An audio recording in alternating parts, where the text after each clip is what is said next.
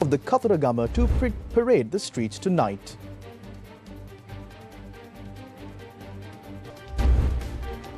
Proposal to extend retirement age of doctors to 63 years to the Cabinet. Three people dead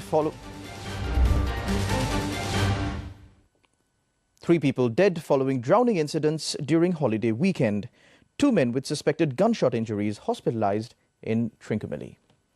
Now moving on to those stories in detail. Before we look into your stories in detail, the World Cup qualifier matches are currently ongoing. Let's now cross over to the toss of a match.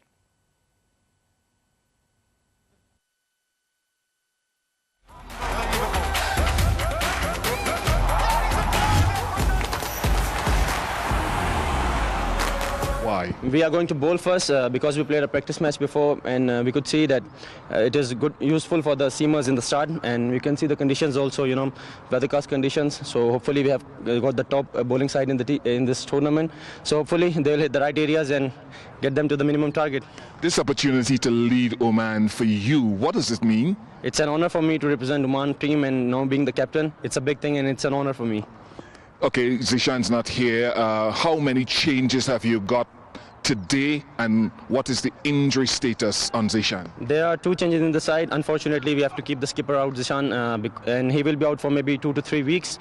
And the other player out is Naseem Khushi.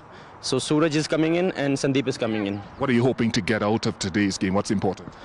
I think we have to win the match. We are here to win the match, and we have to restrict them to a minimum target, as we have got the favorable conditions.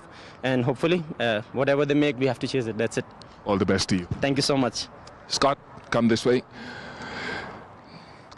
Having to bat first in these conditions, you've played here before. How do you feel about it?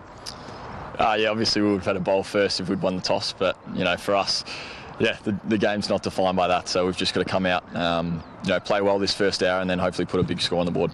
Knowing that you need to win and perhaps need to win in a big manner, how do you approach this tactically? Yeah, for us it's first and foremost, we've just got to win this game of cricket. So, yeah, we'll do what we can to win this game, and if the opportunity presents itself later, we'll see what we do. Any changes to your lineup today? Yeah, we've got Clayton Floyd coming in for Shariz Ahmed. All the best to you. Thanks.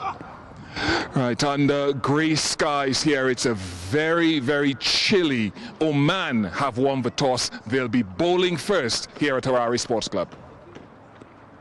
So, Oman winning the toss, then choosing to bowl first, which is not surprising. We've got the two left-arm pacers in the house today. One slightly quicker than the other. We'll leave it there. Mitch, great to have you with us as well again. Why are you worried? Maybe it was you. It could possibly have been you. Mitch McCannigan, getting a chance to bowl first from Oman's point of view. New leadership for them as well. What's your thoughts on how they go today? Yeah, I'm glad you've come to me. Bilal's about my pace, not Dirk's pace. But it's a great opportunity. There's a nice breeze coming across the ground for a left-arm swing bowler. So I'm expecting Bilal to do what he's done throughout this tournament so far, swing the ball early, knock the top off. But Fire's butt, he's been outstanding as well. 10 wickets apiece, great opening pair. Dirk Nannes, a new challenge for the Dutch, having a chance to bat first. They first have to brave the cold. It is bitterly cold today. My hands I'm losing all the circulation. Yeah, they've had a wonderful opening partnership throughout this tournament, except for the last game where they got 2 ducks. They've been averaging 75.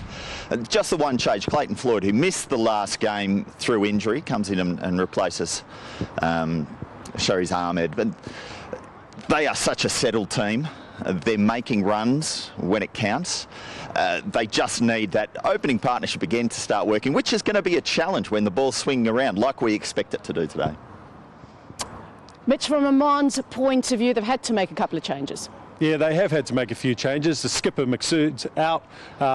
Ilias is coming in and he's going to skipper. Scored some runs in the last game, so there's going to be a lot of pressure on him to score runs as a skipper. Jatinder Singh hasn't fired, needs to fire today. But it's all about the bowlers. Bilal Khan fires, but they need to continue their work. And the spinners need to contribute today. They've struggled so far this tournament. Yeah, they have struggled a little bit, and it'll be interesting to see how they go today. We obviously want to look down at the surface. It's important, but looking up today might be just as important. And to give us more information on this, we're going to go to Samuel Badri. Yeah, we've been blessed with wonderful weather conditions throughout this tournament so far. Fingers crossed today will be the same. It's a cooler morning, it's overcast, we've had a slight drizzle, and like I say, hopefully we have an uninterrupted match. We've also been blessed with wonderful conditions in terms of the pitch so far here at the HSC. The average first innings score 300, and that is testimony to how good the surface has been. There's also something in it for the bowlers. Let's just have a listen firstly. Yeah, it's nice and compact, and what that means is that the ball will come onto the bat, so the batters will have an enjoyable time out in the middle. However, with the early morning start, what we've seen so far, particularly in that last game, some away swings. Chris Soul with his very first delivery, Brandon McMullen, just enough pace, just enough movement to create some problems for the batters. Also a few deliveries sticking in the surface. So that first 30 minutes or so will be crucial for the batters. They'll need to be a little bit circumspect. No surprise then that Oman won the toss and decided to bowl first. In terms of the dimensions, well, it's a sizable hit down the ground, some 80 meters, and there's some disparity in terms of the square boundaries as well. 63 meters to my left, 71 meters to my right. So maybe shepherded the batters to hit in the longer side. Leadership, such an important part in any team sport. We've been fortunate enough just to get an insight into the Dutch captain.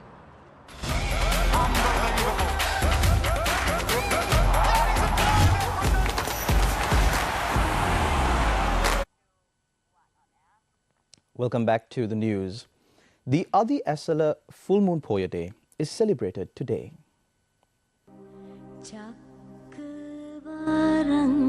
Since 2023 is a leap year, today has been named as the Adi Asala Poya, apart from the Asala Poya, falling on the 1st of August. The Adi Asala Full Moon Poya is marked once in every 4 years. It is mentioned in Buddhist history that the Bodhisattva as a prince was conceived by Queen Mahamaya on an Asala Full Moon Poya Day. The Buddha's preaching of his first sermon, the Dhammacakkappavattana Sutra, to the 5 ascetics took place at the deer park near Varanasi on an Asala Poya Day, thereby inaugurating his public ministry.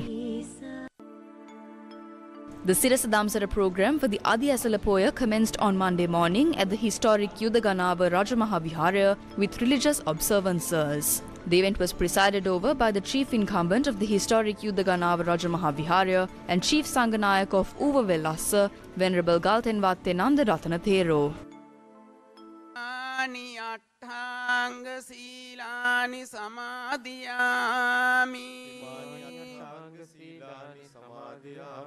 The Sirasa Damsara Dhamma sermon was delivered by Venerable Dr. Mavarale Badya Thero. දැන් ඔබ මෙතනදී අහන්නේ භාග්‍යවතුන් වහන්සේගේ දහම. මෙතන දහම් අහනකොට තියෙනවා දහම් අහන අයගේ විනය රීතිය මේකයි. ඒගොල්ලෝ ඇවිදින්නේ නැහැ, කෑ ගහන්නේ නැහැ, ඩිස්ටර්බ් කරන්නේ නැහැ නීතිය. විනයක් තියෙන. ඉතින් ඒක තේරුම් අරන් කැමැත්තෙන් එකඟ වෙනවා. Furthermore, the Viharasana program that discusses the history of the historic Yudaganava Rajamahavihara commenced at 10 on Monday morning.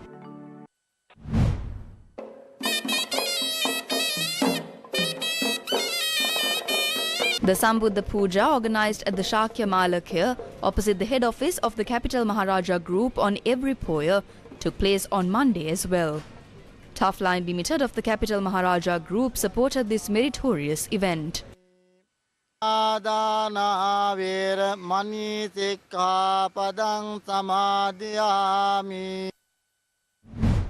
final Perahera of the historic Ruhunu Mahakataragama Devalaya will take to the streets tonight. Basnayaka Nilame Dishan Gunasekara said the Perahera is set to begin at 6:30 p.m. Many locals and foreigners are at Kataragama to witness the final Perahera.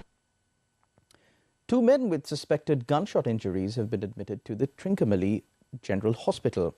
Now, reports suggest that a shooting had taken place in Kuchaveli, Trincomalee.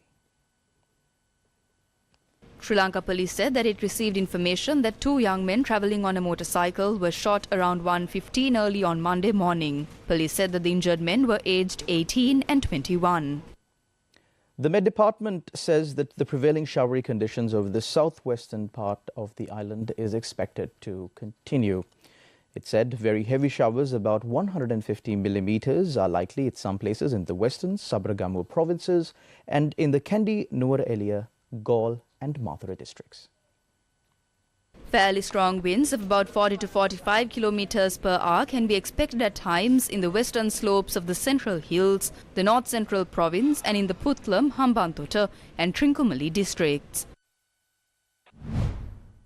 Landslide early warnings were issued to the Ratnapura, Kandy and Nuwara Eliya districts. The National Building Research Organisation said that the landslide early warnings were issued for the Ambagamo Divisional Secretariat in Nuwara Eliya, Pasbage Korale Divisional Secretariat in the Kandy district and the Nivitigala Divisional Secretariat in the Ratnapura district. The Ministry of Health has announced that a cabinet paper proposing the extension of the retirement age for specialist doctors to 63 years will be submitted this week. Janaka Sri Chandragupta, the secretary to the ministry, said that this decision has been put forward in response to a growing number of vacancies in the medical sector.